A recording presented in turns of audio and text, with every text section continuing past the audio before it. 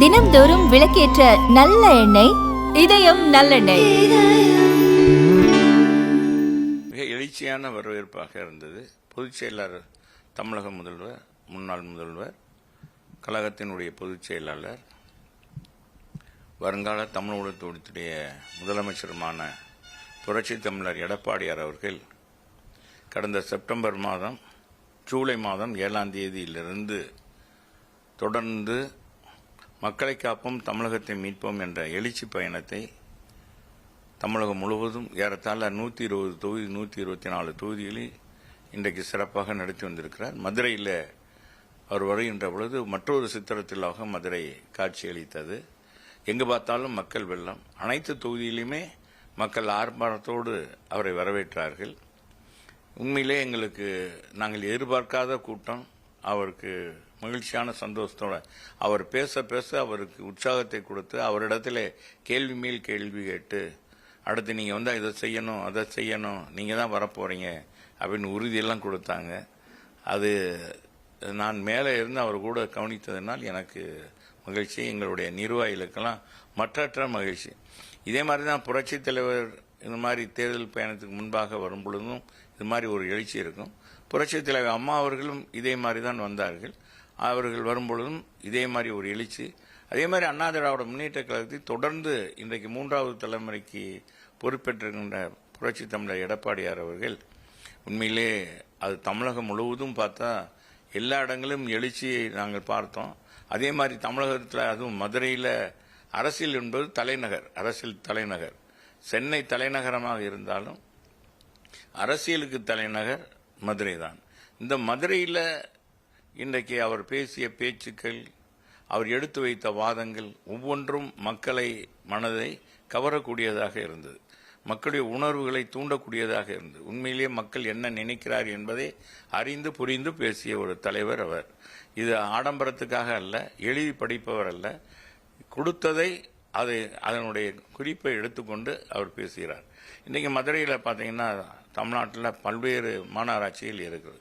இந்த மாநகராட்சியில் பெருத்த அளவுக்கு ஊழல் நடந்தது. மதுரை மாநகராட்சி 200 கோடிக்கு மேல் வரி ஏய்ப்பு நடந்திருக்கிறது.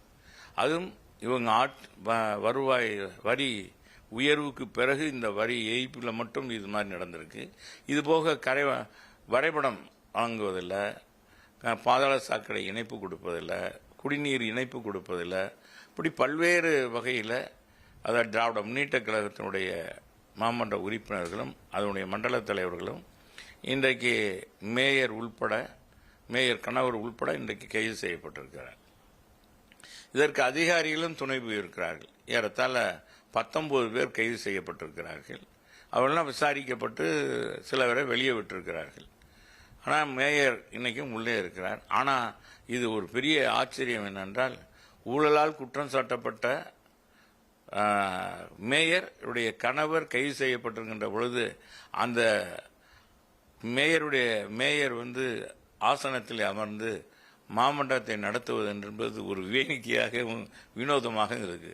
மக்களாட்சியில் இது போன்ற ஒரு தவறு, இது போன்ற நிகழ்வு வந்து இதுவரைக்கும் நடந்தது கிடையாது.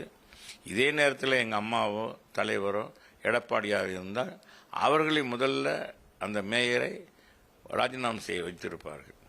மீது ராஜினாமா செய்ததோடு அவர் கனவு கைது விட்டால் இவர் மீதும் விசாரணை நடத்தி உண்மையான குற்றவாளி இவர் தான், அவர் அம்பு தான் எய்தவர் இவர். எனவே அதற்கு காரணக்கர்த்தாவாக இருக்கிற அந்த மேயரை பிச்சு வாங்கி விட்டார் எங்கள் பொதுச் செயலாளர். மக்களுடைய உணர்வுகளை அவர் பேச பேச மக்கள் அப்படியே மகிழ்ச்சி வெள்ளத்தில் ஆழ்ந்தார்கள்.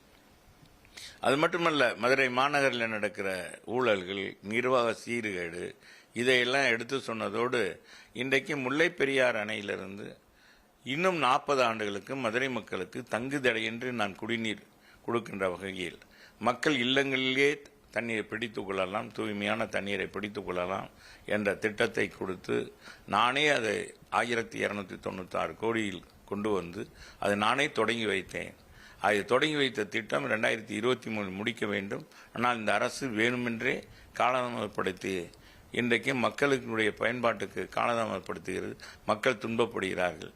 இன்றைக்கும் பார்த்தா பல்வேறு வார்டுகளில் கழிவுநீர் கலக்கிறது, சாக்கடை கலந்து வருகிறது, தண்ணி நன்றாக இல்லை, இது போன்ற நிலை சரியாகவும் தண்ணி வருவதில்லை. இது போன்ற அவல நிலையை மக்கள் சந்தித்து வருகிறார்கள். இதுக்கெல்லாம் முடிவு கட்டுவேன் என்று எங்கள் புரட்சி தமிழர் சொல்லும் பொழுது ஏகபோகமாக கைதட்டி வரவேற்றார்கள். பெண்களும் ஆண்களும் கைதட்டி வரவேற்றது எங்களுக்கு மகிழ்ச்சியாக இருந்தது. கூட்டணி கட்சியினுடைய வரவேற்பெல்லாம் எப்படிங்க இருந்துச்சு? தோழமை கட்சிகள் என்று எடுத்துக்கொண்டா அனைத்து பாரதிய ஜனதா முழுமையாக அவர்கள் மனதோடு முழு மனதோடு மகிழ்ச்சியோடு ஏற்றுக்கொண்டு ஒவ்வொரு இடங்களிலும் வரவேற்பு கொடுத்தார்கள். அவங்களுடைய தலைவர்கள் நிர்வாகிகள்லாம் எங்கள் பொதுச் செயலாளரை சந்தித்தார்கள். பவர் பிளாக் இயக்கங்கள் பல்வேறு இயக்கங்கள் இருக்கு, அந்த தலைவர்கள் வந்தார்கள். வந்து பொதுச் செயலாளர் சந்தித்து அவர்களும் இந்த இதில் கலந்து கொண்டார்கள். ஐஜேகே அந்த இயக்கமும் கலந்து கொண்டது. தன்னார்வ தொண்டு சில சமூக நிறுவனங்களும் கலந்து கொண்டு புரட்சி தமிழர் எடப்பாடியாரை வரவேற்றது எங்களுக்கெல்லாம் மகிழ்ச்சியாக சந்தோஷமாக இருந்தது. தென் மாவட்டங்களில் எடப்பாடியாரோட சுற்றுப்பயணம் தேர்தலில் எப்படி சார் பிரதிபலிக்கும்? உண்மையிலே இது ஒரு நல்ல தருணம். மக்கள் உடைய உணர்வுகளை எடுத்து வைக்கிறது. 2026 அமையப்போகிற ஆட்சிக்கு இது ஒரு அடையாளமாகத்தான், சான்றாகத்தான் இது அமைகிறது. ஏனென்றால் மக்கள் எழுச்சியை பார்க்கின்ற பொழுது உறுதியாக முதலமைச்சராக புரட்சி தமிழர் எடப்பாடியார் தான் வருவார். ஏதோ தலைவர் பேசுறார், பார்த்தோம், பேசணும், பேசுறது கேட்கிறோம் அப்படின்னு போகாம அவர்களே அவர்கள் கேள்வி மேல் கேள்வி கேட்கிறார்கள்.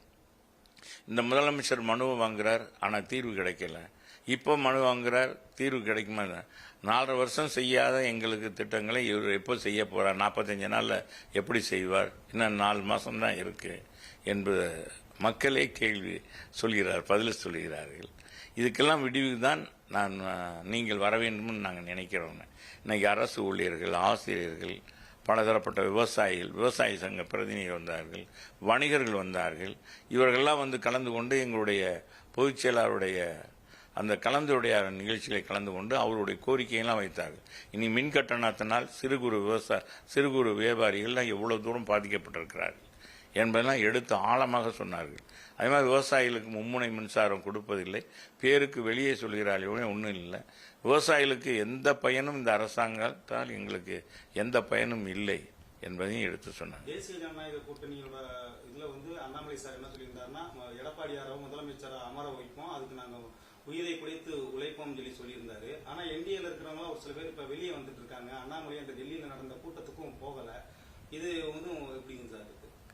இதெல்லாம் இது ஒன்று யாரும் வெளியே போனாங்க வச்சாங்கன்னு நம்ம சொல்ல முடியாது. அவங்கவுங்களுடைய கருத்து. இன்னும் காலங்கள் இருக்கிறது, தேர்தலுக்கான கூட்டணி அமைக்கிறதுக்கான காலங்கள் இன்னும் போதுமான அவகாசம் இருக்கிறது. எங்கள் புரட்சி தமிழர் எடப்பாடியார் எல்லாமே பார்த்து கொள்வார். அவர் கூட்டணியை பற்றி கவலையே இல்லை.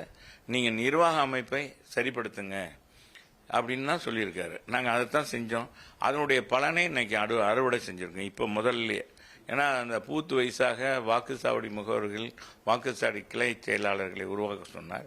அதை இன்னைக்கு செய்து இன்னைக்கு பார்த்தீங்கன்னா அதனுடைய பயனாகத்தான் மக்கள் இவ்வளவு தூரம் எழுச்சி எல்லா இடங்களிலும் மக்கள் வந்து எல்லா வார்டுகளில் அந்த வாக்காளர் இருக்கிற ஒவ்வொரு பகுதியிலும் இருக்கிற வாக்குச்சாவடியில் இருக்கிற அவங்க வாக்குச்சாவடியை சேர்ந்த மக்கள் எல்லாம் கலந்து கொண்டாருன்னா அந்த வாக்குச்சாவடி நிர்வாகிகளுடைய உழைப்பு இதுதான் மக்களுக்கு இன்னைக்கு இந்த கூட்டத்தினுடைய வெற்றிக்கு மிகப்பெரிய அளவுக்கு கை கொடுத்தது என்பதை நான் தெரிவிச்சுக்கிறேன். திமுகவோட கூட்டணி கட்சிகள்லாம் இன்னும் அப்படியே பலமா தான் இருக்காங்க. முதல்வர் வெளிநாட்டுலாம் போயிட்டு வர்றாரு, உதயநிதி ஒரு பக்கம் ஒர்க் பண்றாரு. இப்ப இந்த கட்டத்துல 2026 உங்களுக்கு எப்படி இருக்குங்க? எங்களை பொறுத்த மக்கள் தான் எஜமானர்கள், மக்கள் தான் நீதிமானர்கள். எனவே மக்கள் என்ன நினைக்கிறார்கள் என்பதுதான் கூட்டணி கட்சி என்பது அல்ல. கூட்டணி அத்தனையும் சேர்ந்தால் கூட அவர்கள் மக்கள் விரும்பினால்தான் அந்த கூட்டணி வெற்றி பெற முடியும். இன்னைக்கு அந்த இதில் திமுகவில் இருக்க கூட்டணி எல்லாம் என்ன எதற்காக எதிர்பார்த்துக்கிட்டு இருக்காங்க?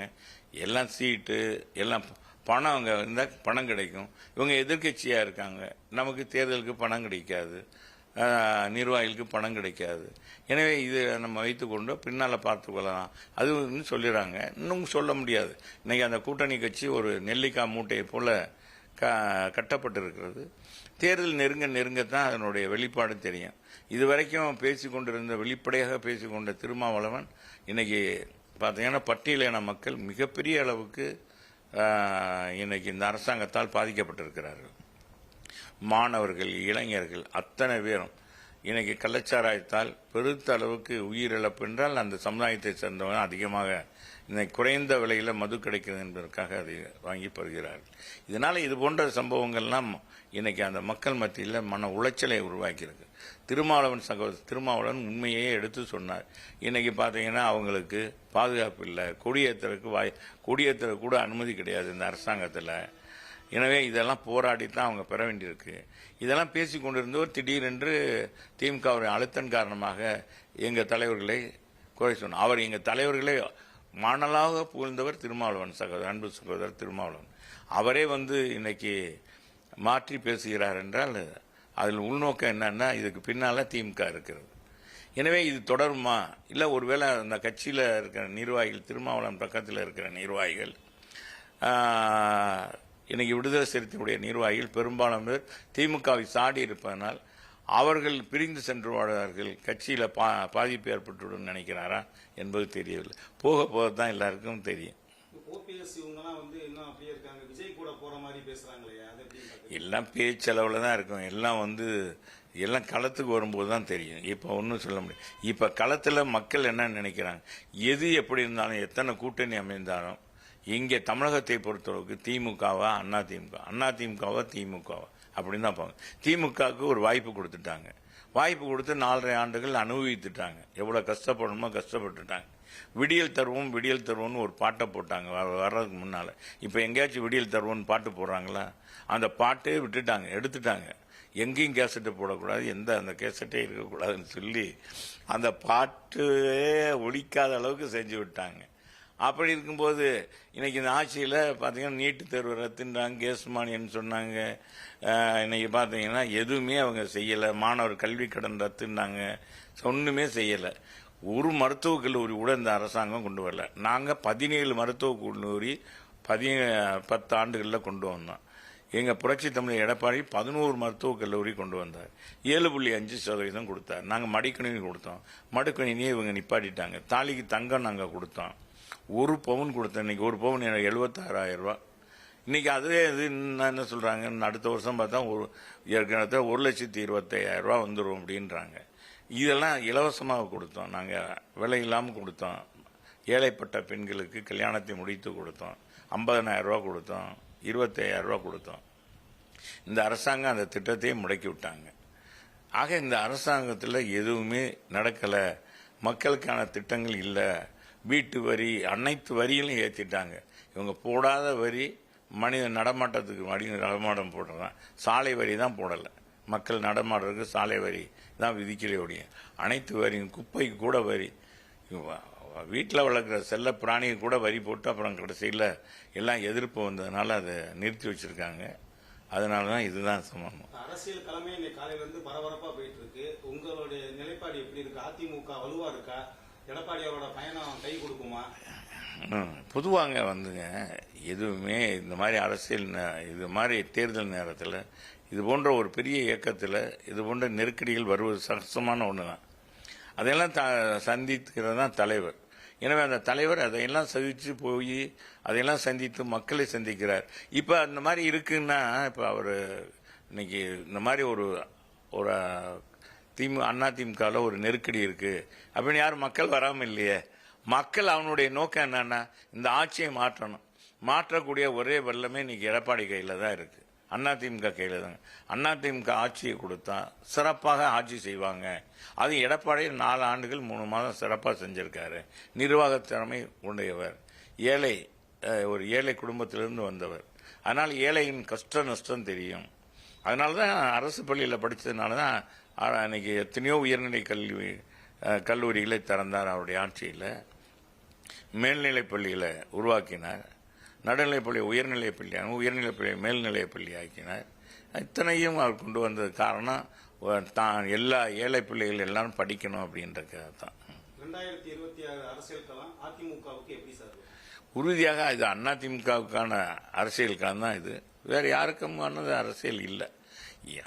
அஷ்டவதானியா இருந்த கலைஞரே எத்தனையோ பார்த்தார், எத்தனையோ கூட்டணியை வச்சு பார்த்தார். ஒன்றுமே செய்ய முடியலையே, ஒன்றும் நடக்கலையே, ஒன்றும் இதாகலை. அம்மா தான் ஜெயிச்சாங்க. அது தனித்து நின்று நாங்கள் அதிமுக ஜெயிச்சோம். இதில் களம் தான் பெருசு. களத்தில் மக்களுடைய நோக்கம்தான் பெருசு. மக்கள் என்ன நினைக்கிறாங்க, இப்போ அவங்களுக்கு தெரியும் இந்த கட்சியை தவிர மற்ற கட்சிக்கு ஓட்டு போட்டால் நம்ம திமுகவுக்கு சாதகமாயிரும், அதனால அதிமுக தான் ஓட்டு போடணும். மாற்றி போடுறவங்க கூட இன்னைக்கு என்ன செய்வாங்க, அதிமுக தான் ஓட்டு போடுவாங்க. இப்ப நடக்கிற சலசலப்புகள் சரி செய்யப்படுமா சார்? இதெல்லாம் போக போக சரியாயிரும். இதெல்லாம் நம்ம ஒரு கட்சியில் ஏற்படுறது தான். இதெல்லாம் ஒன்றுக்கு இது இல்லை. எதிர்கட்சியாக இருக்கும்போது இது போல நெருக்கடிகள் வருவது சகசமானது. அது